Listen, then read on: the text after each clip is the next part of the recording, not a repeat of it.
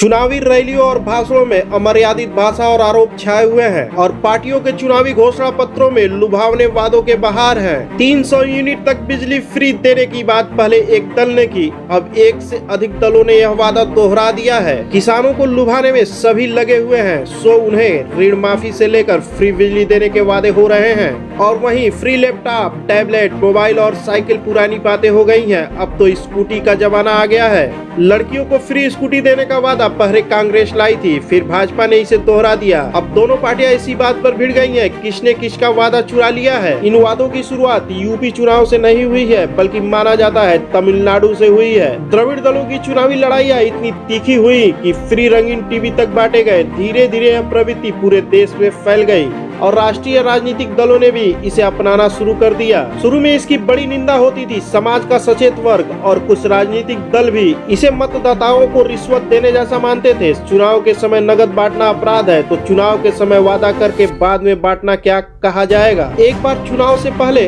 अटल जी के जन्मदिन पर लालजी टंडन ने लखनऊ में एक समारोह किया था। उस समारोह में महिलाओं को साड़ियां बांटी गई थी। उस समारोह में मची भगदड़ में कुछ मौतें भी हो गई थी। इस हादसे के लिए ही नहीं, मुफ्त साड़ियां बांटे जाने की भी बड़ी निंदा हुई थी। हालांकि तब चुनाव का आचार संहिता लागू नहीं था।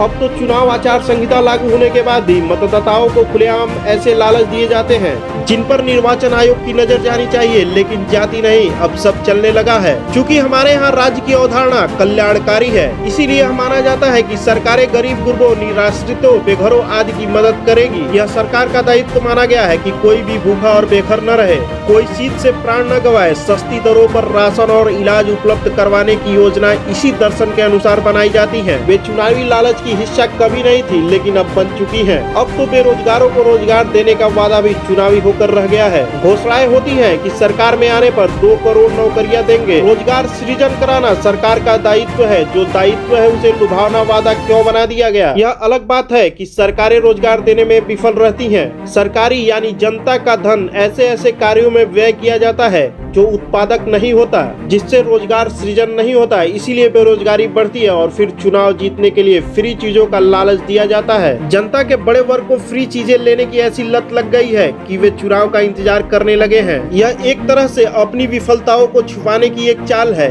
इस आड़ में जनता को निकम्मा बनाने का काम करती है ये सरकारें। जनता सरकार से सवाल पूछने की बजाय फ्री वस्तुओं का इंतजार करती है। कुछ लोग तो समाज में ऐसे भी लोग मिलेंगे, कृषि ऋण लेने के बाद से सरकार की घोषणाओं का इंतजार करते हैं कि कब माफीनामा आएगा। ऐसे ही लोगों को फ्री गैस कनेक्शन, फ्री आवास, फ्री राशन और फ्री नकदी का इंतजार रहता है। जितनी अधिक विफलताएं उतने फ्री वादे। फ्री लेने के चक्कर में हम ऐसी सरकारें बना देते हैं और गरीबी रेखा का ग्राफ बढ़ जाता है।